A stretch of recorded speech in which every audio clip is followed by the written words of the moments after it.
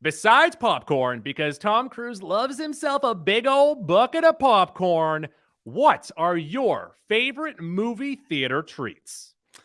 So, Goo, it's a great question. And honestly, these days, I used to diversify the profile much more way back when. Part of the reason I don't anymore is because when we go to these screenings, a little bit early, I feel like a real moron if I get like two snacks and we're sitting there amongst the high folks in the high castle there. So it's mainly just popcorn these days if I do anything. If I go on my own, I might get like a Slurpee icy type of thing too. So that I think for sure, like in a Mount Rushmore of theater going treats. And then I also like I'm not really a chocolatey guy. I don't like melting chocolate in my hand, especially not during a movie. So I don't really go any chocolatey treats. I love Swedish Fish, so something like Ooh, Swedish Fish, yeah. maybe a Sour Patch Kid as well, sort of in the same vein, something squishy to chew on through the movie. Um, Skittles are my all-time favorite candy, and they kind of fit here too, but they can be noisy. Like a Mike and Ike, they can be a bit You noisy. can't eat those during a quiet place. Yeah, that kills it. Any kind of thriller or horror movie where there's a lot of silence, you can't really do that. But I think a little off the chart here for the fourth one. So icy, Swedish Fish, Skittles. I like a nice pretzel. Not every theater has them. A soft pretzel? A nice soft, warm pretzel. And if you can get a nacho cheese to dip it in on top of it, that's a delight. Absolute delight. So this has nothing to do with that, but when I used to work at the snack shop at the skate rink, one of my favorite treats was a hot dog with nacho cheese. That works. Give me too. all the sodium. Just that that's all I too. want. Honestly, nacho cheese can go with so many things, and it improves so many things. So first off, can I get a clarification on the rules that I have created? Does a burrito count? No, you got to buy it at the theater. Okay, so no burrito, no double burrito. No homemade snacks, no outside paraphernalia here. So I like poppables. I like things that I can pop into my mouth. I love M&M peanuts. Goobers are essentially the exact same thing except without the hard shell. I would take both of those. No, I love Goobers. Don't you dare. Over a peanut M&M? I would take peanut M&Ms over them, but not by a ton. Don't say that they're worse. I think they're a tier below. I like Twizzlers. If I'm going to have a snack that is, me holding on to it, this is not going to melt in my hands, and it's still breakable. It's still pieces. I do like a Twizzler, but sometimes you're fighting with it like it's a piece of beef jerky, trying to rip that thing off. I guess you make a great point with the chocolate. And what I would say with the chocolate is you don't want something that you have to hold and that could melt in either your hand or your pocket. Indeed. Yeah, true. And then icy is just an easy one. That's a classic one. Yeah. I don't often get it anymore, but when I was younger, always. Well, you run into the possibility of a brain freeze too, which would really, hurt the movie, the theater going experience. So you don't want that. And of course, number one, we already said you can't pick it, but movie theater popcorn is just it's best. I mean, that's another thing that is just other than movies. That's the only thing in the movie theater that might get you go to the theater. I guess maybe an icy too, but the movie theater popcorn.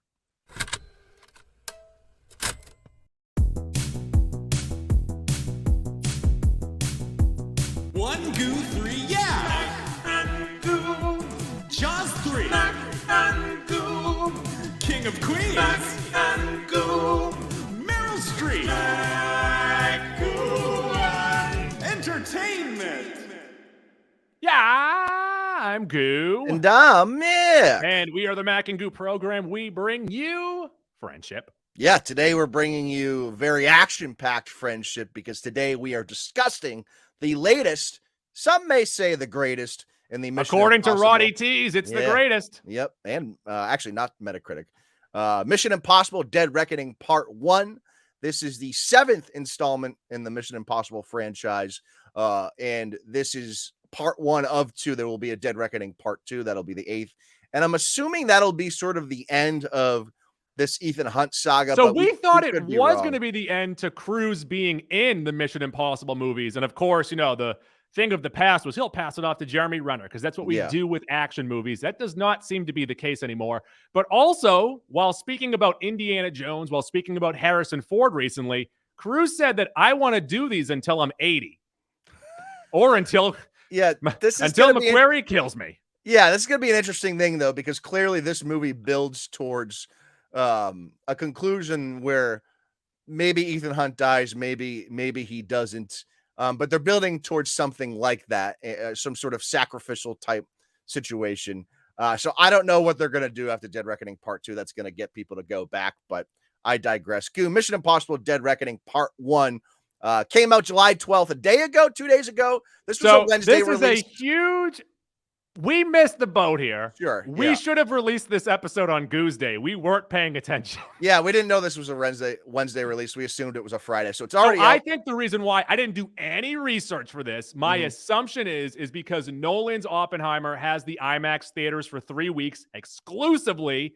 Cruise put this out 2 days early to get the IMAX theaters for just a couple more days. Yeah, and we also watched this movie like 2 weeks ago, so time wasn't of the essence for us. So that kind of slipped through the cracks there. This is a PG-13 action adventure and thriller with a runtime of 163 minutes. That's 2 hours and 43 minutes. This movie is long. Now, anything over 2.5, anything that approaches 2.5 is long. When you get closer to 3, it's very long. And I actually feel like this movie is too long. So I will say this, is that it was very, very fun. Don't get me wrong. A super fun movie. But there were parts where I was saying to myself, let's get this going again. Let's please move on. This is really starting to drag. But whenever I would say that, they would give me an amazing action scene right after. I 100% agree with you. This is just that classic movie that if they chopped 15 to 20 minutes off of, I think it would have been not really substantially better, but definitively better. It's anytime they let the story breathe, that's when it got boring, because the story, not great. Yeah, I agree there, but I also felt like there was a couple action sequences that went on too long as well. We're like, all right, yes, we get it. But they were great though, and they were shot perfectly. And Cruise was in there for as long as he possibly could. Yeah, no, that's true. Although I will say this is that, and this is not really spoilery or whatever, but the big motorcycle jump, that's the one that's been teased for this movie, might be the worst of the movie. Or like it's not the one best that doesn't stand out to you. No, it's like third or fourth in the pecking order, I think. Yeah. And to me, there's like 5 standouts. That might be third or fourth. Goo, on Rotten Tomatoes currently, 96% from the critics. That's actually second highest. And 94% from the audience. That is the highest of the Mission Impossible movies. It's hard to dislike this movie. That is very true as well. Yep. On Metacritic, an 81, which is fantastic. That is also second highest. And to give you some context here, I actually have misspoke over the last couple of weeks. I thought Christopher McQuarrie was the writer on Mission Impossible Ghost Protocol. He was not. That's the Brad Bird directed one. Yeah. I thought he was also associated with that movie. Maybe he was a producer or something. I don't know. I misspoke. So McQuarrie's only been involved in the last 3, but we'll still talk about these last 4. Ghost Protocol 2011, Rogue Nation 2015, Fallout 2018. These 4 movies all have they're obviously direct sequels, but they have more in common with each other, similar stories, similar characters than they do with the first 3 movies. This is when they decided to make it a franchise, a continuous story. Yes, yeah. And so of those 4 movies, I think this one might be my least favorite. Now, I could see that. It's still in the same realm, right? It's not like a substantial drop off from those other 3 movies. I just feel like this movie just is a little worse than those 3. Now, I feel like there might be people coming away based on the audience reaction to this movie thinking it's the best Mission Impossible movie. And I would like to hear their reasons as to why. How much does fun factor play into it? Because fun factor in this movie might be what does it. Yep. Although some of it, at least you and I laughed at the movie, not with the movie. Tom Cruise running on top of a fucking airport is just funny. Come on. But for some context, these last 4 Mission Impossible movies, Ghost Protocol, a 73 on Metacritic, Rogue Nation, a 75, Fallout, an 86. So all 4 of these movies are beloved by critics and audiences. So it's really, a 6 in one hand, a half dozen in the other. You could argue if any of these 4 are your favorite, I think that's fair. You could argue that Mission Impossible right now might be the best franchise going. The argument might be against it if you add those first 3 movies in. If you're looking at just these 4, you might take it over a John Wick. If it's 4v4, this might be over Wick. If it's 7v4, I go Wick over this. Yeah, and to remind you guys of all 7, the first one I believe came out in 96, And it was a pretty groundbreaking action This movie, thing. pretty unique action movie, thriller, Yeah. spy, espionage action that had that dropping scene, of course, which is iconic. And then 2 came out in 2000, which starred Tandy Newton as sort of the love interest. And what happened between 96 and 2000 was the popularity. I mean, it was going anyways, but the Pierce Brosnan Bond movies, I feel like had a huge effect on Mission Impossible 2. So that, like, they almost basically tried to make him James Bond, and it just really didn't Tony work. Hopps too. Yeah. That movie's not bad. It's just not the same or up to snuff with the rest of them. Can the other Billy D give me a Tony Hopps Photoshop? So Anthony Hopkins riding a skateboard. Yes, there you go. We'll post that if you do make that. And then 3 was with Philip Seymour Hoffman, which I think was 2005 or 2006, which is pretty good. He's great as always. He was a great villain, and that really, it gave you a ton of, twists and turns. So that really got us back into it. I really liked that movie, just a little less than these 4. And then, of course, Ghost Protocol and Rogue Nation was the Jeremy Renner era where they tried to basically move Tom Cruise out. But they're like, wait, people love him in this. Then you get Fallout with Henry Cavill, and now this. So I would say all 7 movies are good. Even Mission Impossible 2, I think is a good movie. It's just not, it's more Bond than anything. Goo, this movie is talking British. This movie is written by Christopher McQuarrie, who's also the director. Other credits here are Eric Jendrison, whose only other real notable thing you would know is Band of Brothers, the television show. And then Bruce Geller, who gets a credit for all of these movies because he's the one that created the TV series. So it's the movie based on brother of Ross and Monica, created by. And Goo, Christopher McQuarrie's had a very interesting writing career here. He wrote The Usual Suspects, fucking great movie. And there's a common thing amongst these movies, as you'll see. It's like sort of espionage, thriller, international type stuff.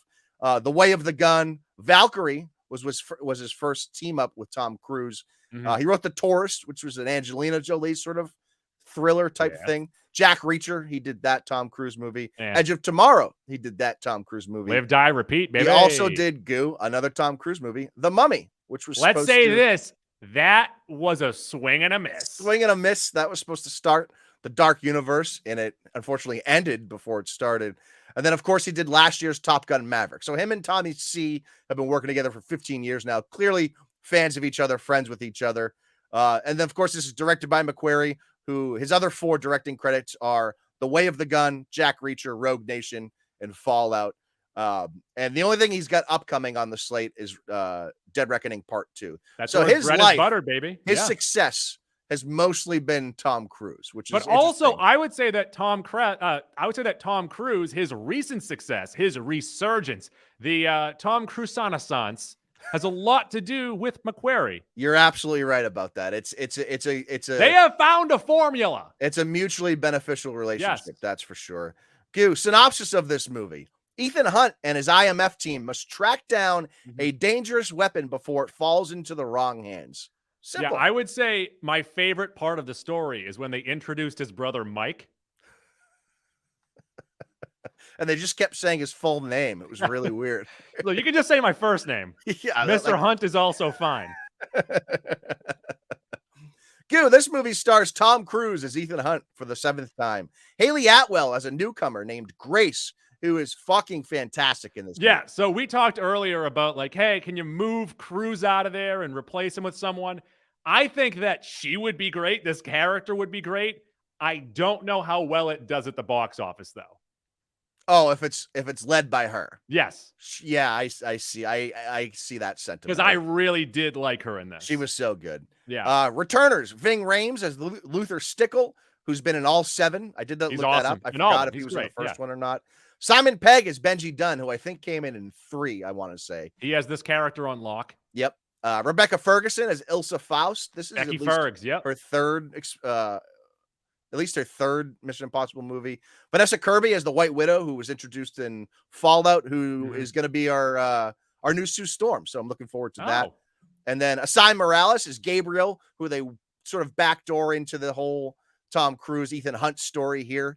And then Palm Clementeith as Paris, who's a villain. Yes. But she's also like badass enough that you're Yeah, rooting because for I her. would say that her character is the biggest mixed bag in the movie, where Yeah, like for sure. there's points where you like her, then you think that she's cartoonish, but then she wins you over by the end. Yeah, I'd agree. Yeah. I think that's an accurate assessment.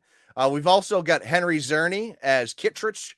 He's the head of the IMF. You have Shea Wiggum as Briggs and Greg Tarzan Davis, which is an all-time great name, as Dagus. They're the two IMF agents chasing Hunt the whole time. You have Frederick Schmidt as Zola. That's Kirby's right-hand man there. And then Cary Elwes plays the president, Denlinger. He's fine. He's always okay.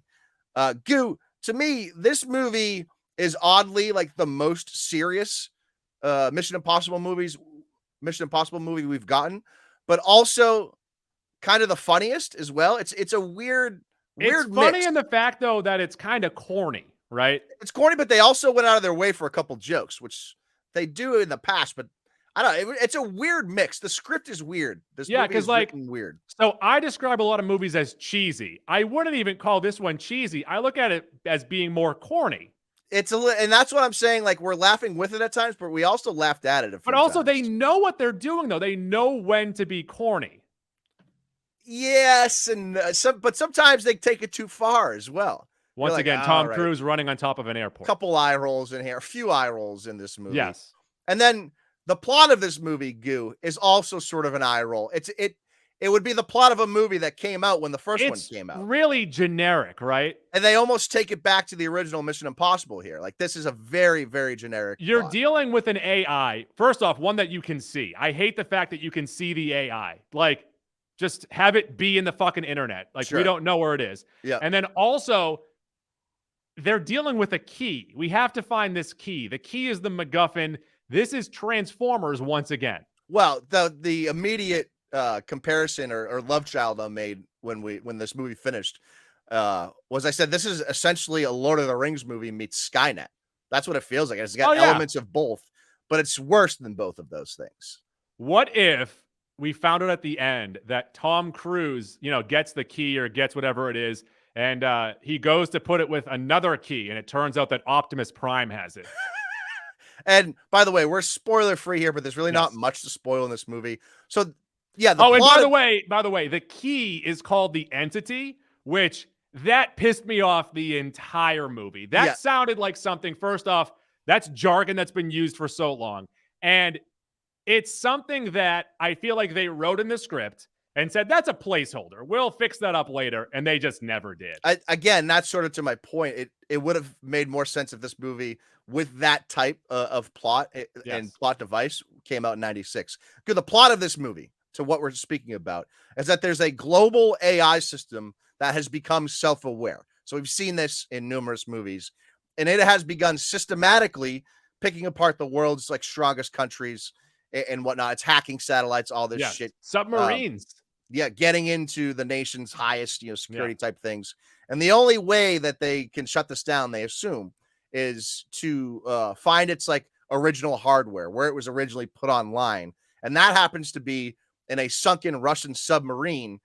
And in order to access that hardware, you need a key, but the key has two parts to it. Yeah. So you're like, that whole thing, the whole plot is sort of an eye roll, really. It's not great. But you say it's that a weak plot. And they pull it off. They do. Because of the fun and the action. Yeah, they pull it off to a good enough degree. They don't crush it, though. It's not a 40-dog movie. No.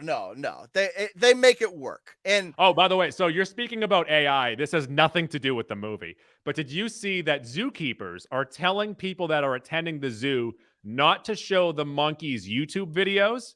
Because the monkeys are becoming self-aware that there's things outside of the zoo. Oh, we don't need... Listen, primates are very smart animals.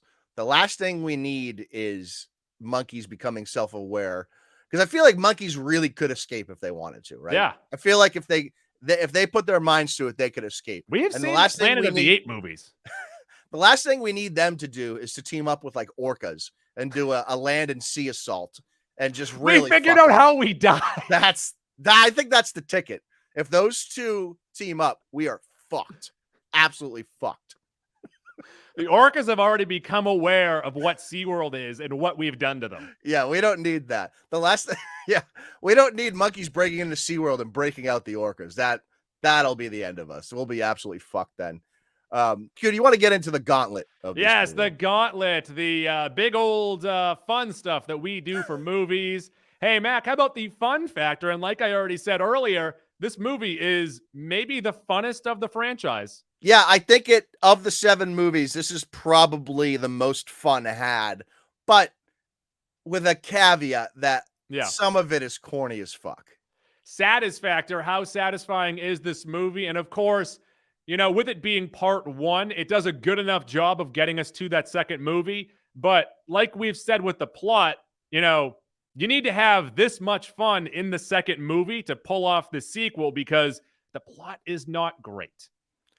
Yeah, and to my point at the top here, obviously there are some satisfying things in this movie. There's always satisfying things in every action movie.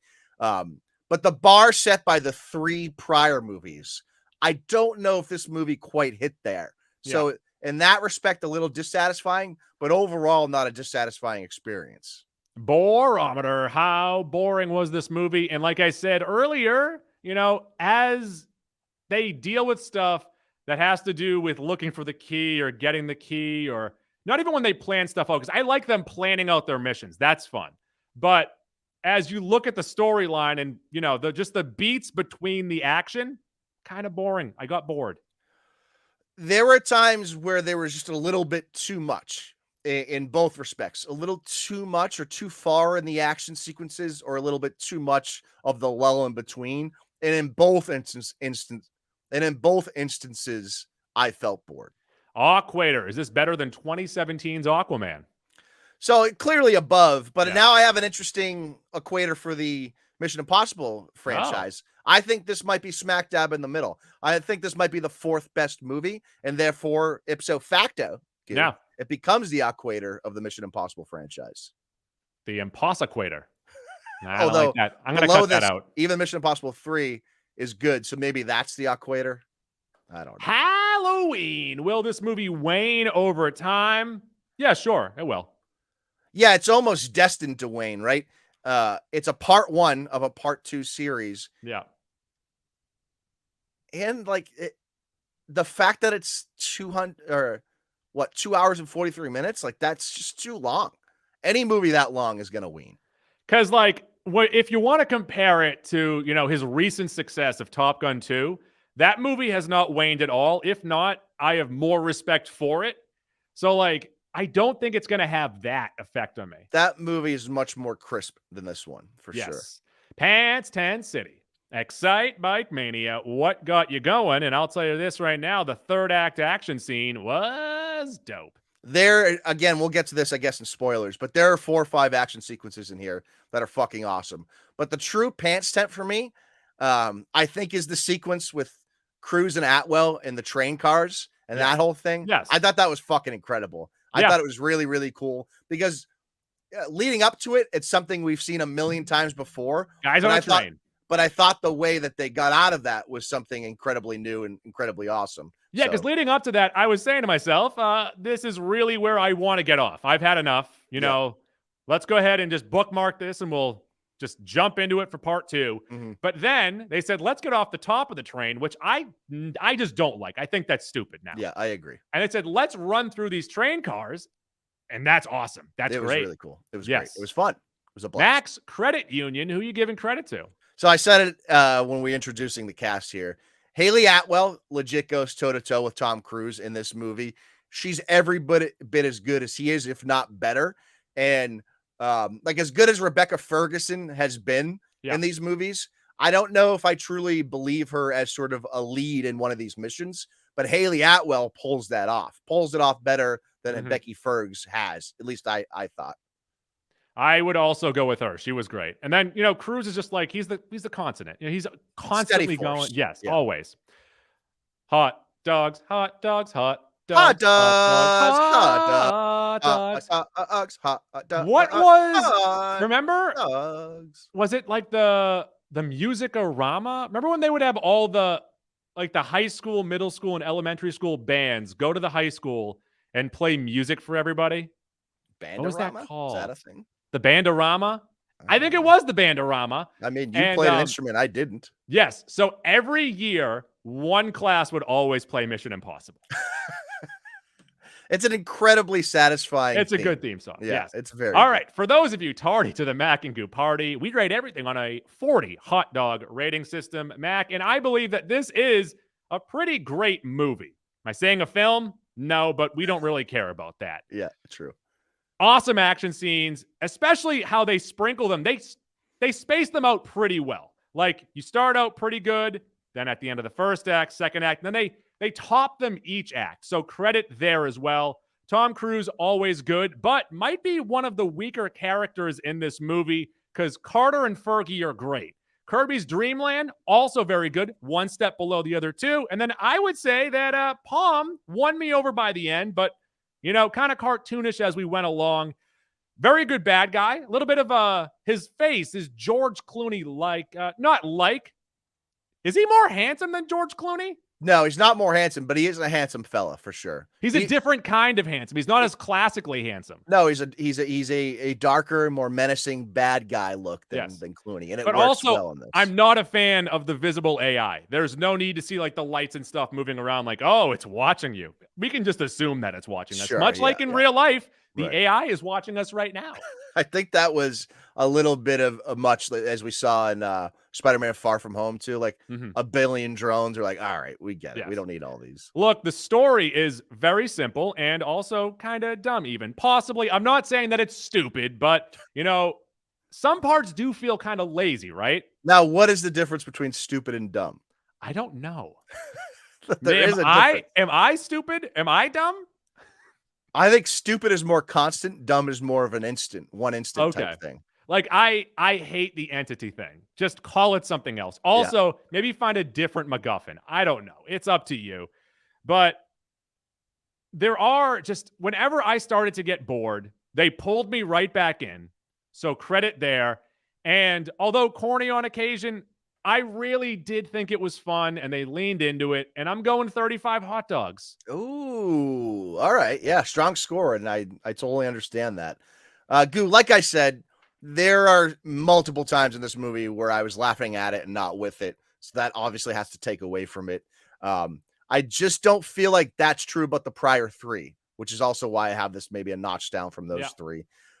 They certainly go out of their way for some action here. And I also feel like sometimes that was a detriment to the movie. And like in most cases in these movies, the action sequences are fucking ridiculous and insane. I just feel like this one went a little too far at times. The real core of this franchise has been that action espionage balance. And although there's a ton of twists and turns and a ton of action, I did feel like they did a little too much in both, right? A little bit was like beyond what they needed to do. I want as many twists as possible. I just feel like this movie almost indulged too much, right? And maybe for some people that'll never be the case. It's not possible. But for me, that's how I come away feeling. But what I did like, though, is that they didn't yell a ton about people going rogue. Like, it's just assumed now. Yeah. The score in this movie, Goo, is so intense and so constant that I also think that took away from the movie a little bit. Again, a little too much. That's my common takeaway from the movie here. And because it's also very long, that's another dock here. So it's just and these are little things. And again, I'm weighing these up against three other fantastic movies, three of the best movies of the last 15 years, I would say anyway. So I got to be a little critical here. That said, the chick characters were great, as you mentioned. Rebecca Ferguson, broads, they did a great job. Haley Atwell, Clem Palmenteith, Clem Palmenteith is a great name. We need a Clem Palmenteith. Haley Atwell, Vanessa Kirby. Vanessa Kirby was very good. Becky Bergeson. But all right, let's move past. Yeah, and then Mole Man here, the guy that plays Gabriel, the villain. I already forget his name. I couldn't help but think of Mole the whole time. But he was good, quiet, menacing villain. I enjoyed him. And again, as I mentioned in the tease a few days ago, this movie has probably my 2, maybe even 3 favorite action sequences on the year. So that's a big plus as well. It's a very well made movie on every single level, even though the story is lacking quite a bit. Compared to the last 3, I just feel like it's a notch below. So for that reason, I've got this at 34 hot dogs. I liked it, I think, a little less than you. But I think I probably had an higher expectation than you as well. So maybe that's why. It's either the 4th or 5th best movie for me on the year. So again, still rating very well here. Yeah. Just ahead of it, or no, definitively ahead of it. The 3 or 4 maybe above it here are Across the Spider-Verse, Air, and Guardians Volume 3. I also might have, this is a new edition. I just watched this the other day. Missing, which came out earlier this year. It's on Netflix right now. Great thriller. Okay. Great thriller. I'm having a hard time valuing that movie up against this. And then this movie is just ahead of The Flash and Quantumania for me. So it's obviously a very good movie. I would have the same 3 ahead between Guardians, Air, and Spider-Verse, and I would also have Wick 4 ahead of this. Yeah, so you have it as the 5th or 6th best movie, right? Yeah, but I would also say that it's closer to being a soft 35 than a rock hard 35. Okay. Yeah, I was right in that range too, and have been going back and forth between those 2 number scores. And really, it was the train scene at the end that won me over. And shall we start spoiling? Spoilers. There was a part where he jumps out of the train at the end, and he's on like a parasailing squirrel thing or something. No, it's one of those like fast flying parachutes that people use to like, and you like hug zoom down. mountains, basically. Yes. And all I could think of was him kicking his feet and going, wee, wee. This is why I make movies. I do remember you laughing at that for like more than you should have. You just were laughing for like a minute. I was laughing straight. at that little Tom Cruise kicking his feet. Wee. So, Goose, speaking of those 5 standout action scenes, Yes. My favorite one on the air, as I mentioned, was this train scene. So at one point in this movie, close to the very end of it, there's a dumb fight on top of the train, which then ends up being inside of the train. And then they have this old timey train bridge explosion where the train's going to fall off. And they do that. And you're like, all right, whatever. But the way that execution. Yep.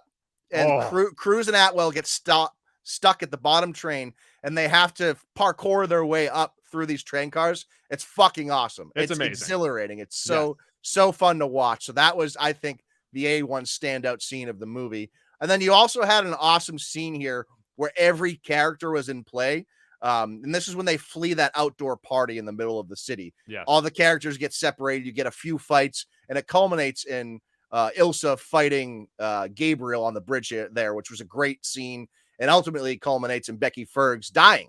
Yeah. So I like that there were some stakes here. A character that Ethan Hunt knew and loved died, a character that's been here for a few movies. So that I thought that was pretty cool. And then you also had the great reintroduction to Ilsa, like 15 minutes into the movie with that desert scene with the battle. That was pretty fucking cool. Obviously, the one that has been teased the whole time here is that motorbike mountain jump. It's cool, but I think fine. But I've been teasing it for 8 months. It was good. The Fiat with the cross-handed drive-through, that was amazing. So that one also, that's second or third best. Tom Cruise took 6 months to learn how to drift to shoot that scene. That's pretty cool. That car chase and the visuals of the Fiat and the Hummer going through the city was fucking awesome. Yes. That was great too. So for how good Tom Cruise is at running on film, like he's the best ever at running on film. Yeah. I think he is that bad at throwing a punch on film. He's a little man. That's why. So, he's a little man. Like I'm not a brawler. I'm not really a fighter myself, but he gets down low and he it looks like he cocks his hand back, right? Well, you got to get the power from the hip skew, from the lower half. The issue is because he's probably shorter than most people. He's got to coil himself up, right? Yeah, he's going to attack like a viper. Yeah. So also the issue is it's always coming up. Yeah. So speaking of the running, there is one scene in this pretty good airport scene where they're on the run from being, they're being chased and they're trying to get Hayley Atwell. They're trying to get the entity. And at the end, she gets on a flight to Rome and we have like an over the shoulder shot of the guys looking for Ethan Hunt, and we see Ethan Hunt running on the top of the airport. Yeah. And then the exact next scene, he is in Rome. He's My in Rome question, in a great outfit. does he run to Rome? Yeah, he runs all the way to Rome. In my mind, I like to believe that he ran to Rome.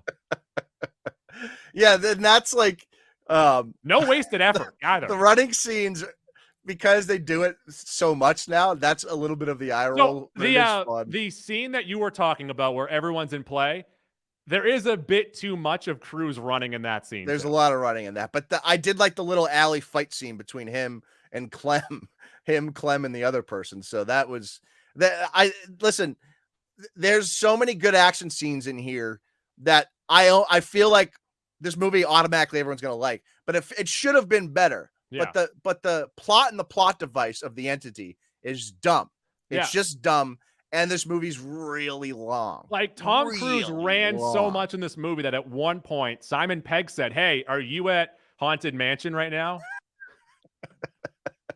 Your heart's going crazy. He's 61, guys. Also, so I really did like Hayley Atwell, but there is one point. So she is like, she's a career con artist. She's a thief. And then when she joins up with the boys, pickpocket, and they're doing kind of a heist a little bit. They're trying to get the entity.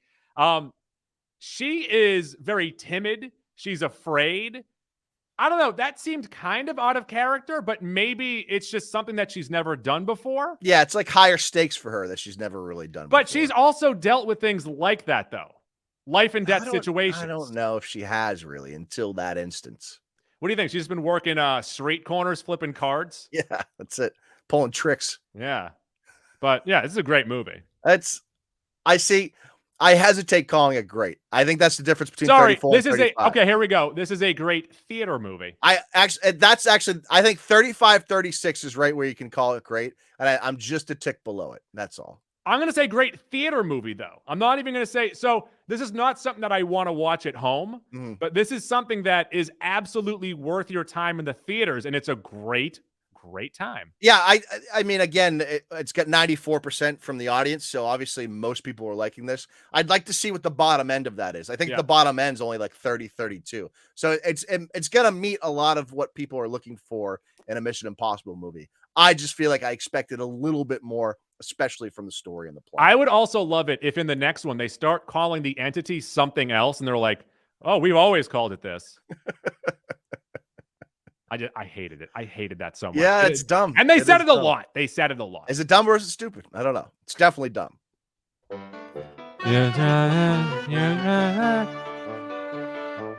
Let's get into Max. And Max, that could be anything it could be about. And right now, let's tease what's coming up for Mac and Goo because it's the summertime and we've got some scheduling issues. Summertime.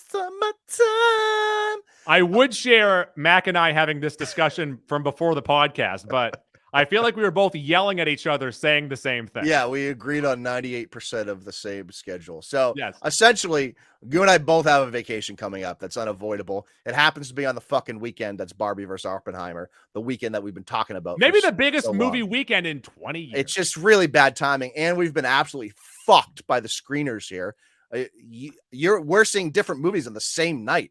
Fucking stupid. So that really I am going to an influencer screening of Barbie. Ooh. We're all wearing pink and white. But 2 days before we're all going to drink Cosmos. I just don't understand because these movies have been hyped for so long. We should have screeners for these weeks in advance. It's really bothering me. I honestly thought that we were going to watch the Barbie movie on the Barbie cruise. And then my wife's like, that doesn't make any sense. And I said, oh, wait a second. It doesn't. So Goo and I will be seeing Barbie and Oppenheimer separately on the same night. Which means we'll both have to see the other movie in order to talk about it. However, we have vacations that upcoming weekend. So we don't have an exact date for when we'll be talking about those two movies. In depth. Yes, in depth. We'll tease them next week, maybe 5 minutes on each movie next week. And in lieu of those full review releases, we'll for sure have a dump at the beginning of next week. We've already got a chock full dump ready to rock. It's filled with corn, peanuts. And then probably a week after that, the next Monday or Tuesday, I'll either have a Secret Invasion prep for episode 6 if there's a good cliffhanger on 5. I'll talk with someone about that, or I'll have another dump ready to rock. So that's the plan. And then after that, we will have the next 3 episodes, no specific order. It'll be Barbie, Oppenheimer, Secret Invasion. Yep. So they'll some heavy hitters to go. And for those of you that haven't been watching Secret Invasion, episode 4 just came out that I actually have to get to. This show has been good. I don't know if it's been very good, but it's been good enough where I've enjoyed each episode. The acting has been great. I don't know if the payoff's going to be worth it all. That remains to be seen. But it's at least after it's doing this. It's making me Google stuff, watch new Rockstar videos. So it's been interesting enough for me to at least do that. But it's gonna have to pay this off. Not in spectacular fashion, but I want there to be meaning going forward from the show. And I worry it'll be more of a one and done situation. The show right now is the front runner for the Sleepy Joe Award for me. I have fallen asleep twice while watching it. Wow. But also, I haven't. I'm a sleepy boy. You are a sleepy peepee. Yeah, but also I have over the last couple of weeks, not to get too much into my life, I have said goodbye to the Gudio. I have given the bigger room to my son, and I have made the move into the smaller closet-like room that was his. So a lot of my free time has been that. You're going to need to put on a TikTok montage to Vitamin C's graduation of all the old pictures from Gudio past. Oh, can everyone please send me what we should call the new Gudio? I was thinking either Nudio, Tudio, or Gudio Part 2. Tudio's pretty good. I like Gudio 2.0. That's because pretty good. when you move there, it was established as the Gudio. Before that was Studio 141 or 142? 142. Studio 142 was our first one. Yep. So Gudio. Gudio. I'm sorry. Nicky Diamond's basement was our first one. That's true. Where you were in a closet. So now you're just in a bigger closet. I'm in a bigger closet now.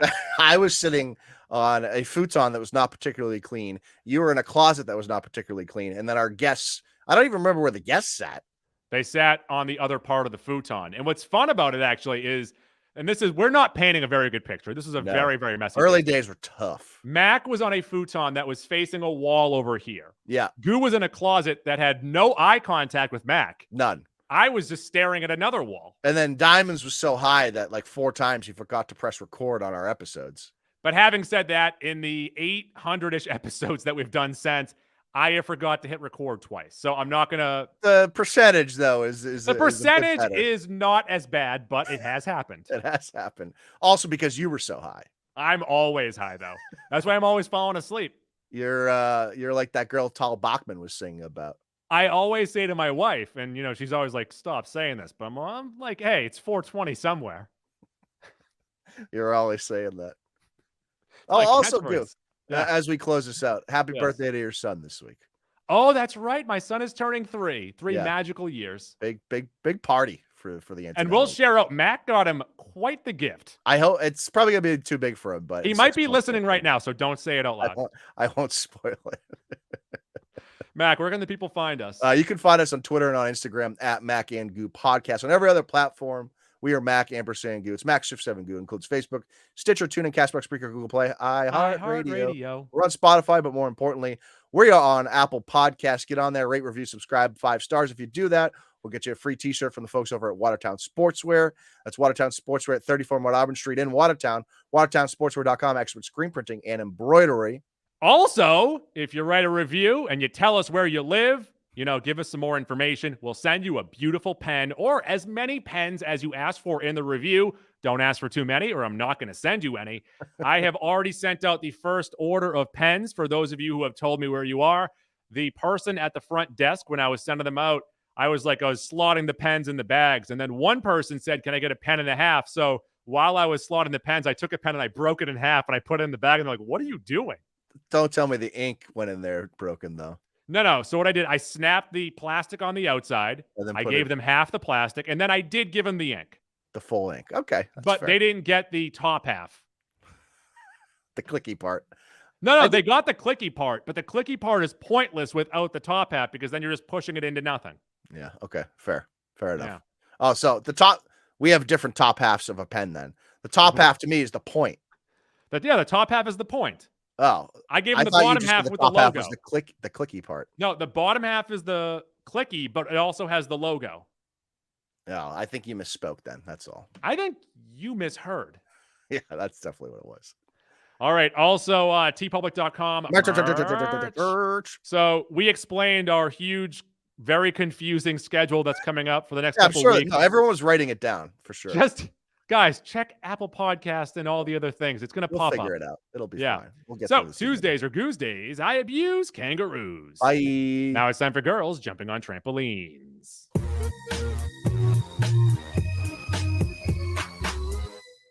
Please flip the cassette over to side B to continue the adventure. Before we stop, I do want to take credit. You know the Dunkin' Donuts commercial right now where they're, swirling the iced coffee around and they're making the iced coffee noise? I have not seen it.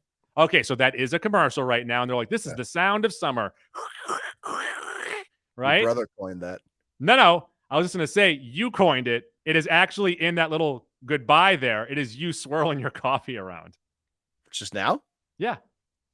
You have terrible ears. Oh, you put it in the sounder? I didn't do it on purpose. I did it by accident. Yeah. Usually the morning records, I have coffee, but it's so warm these days that there's no ice left usually. Oh, Macus also says no ice. I want my iced coffee warm.